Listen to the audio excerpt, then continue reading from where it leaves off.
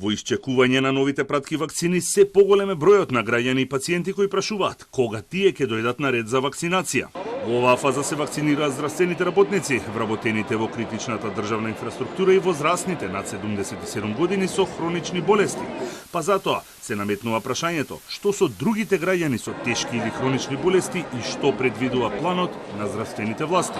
Голема е бројката на пациенти со дијабетес кои чекаат од Министерството за здравство информација кога тие ќе почнат да се вакцинираат. Бојан Киров од Сдруженијето Т1Д ги поддржува напорите на здравствените власти, но истовремено апелира лицата со дијабетес да бидат ставени во приоритетните групи на граѓани, без оглед на возраста. Секако дека треба да има некаков план за вакцинација и за имунизација.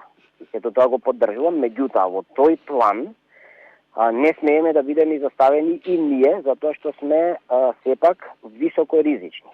Најголем дел, сега не можам да шпекулирам со проценти и со бројки, не ги знам точно, меѓутоа најголем број од луѓето кои што настрадаа од COVID-19, може би негде над 30% беа луѓе со лошо регулиран дијабетес.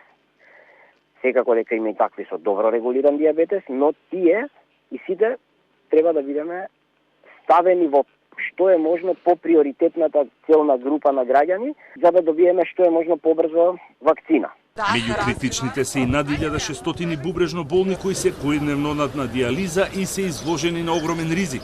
Речиси 50 пациенти веќе починаа како последица на COVID-19. Од клиниката за нефрологија сметаат дека било која од постоечките вакцини се безбедни за нивните пациенти и треба да се вакцинираат. 288 пациенти, околу 14% биле позитивни на COVID, значи од диализните, од 1608.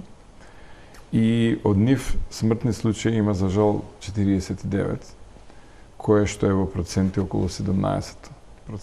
Во случајот сега со овие вакцини кои што се модерни со МРНА вакцините се потполно безбедни, така да било која од трите типа, и AstraZeneca, и Moderna, и Pfizer-BioNTech, имаат можност да ги заштитат нашите пациенти. Критични групи има и во приватниот сектор, а како пример мора да се наведат текстилните работници каде од почетокот на епидемијата неколку пати се јавуваа кластери со по стотина заболени од еден ист погон, како и вработените на каси во продавници и супермаркети кои се во директен контакт со граѓаните.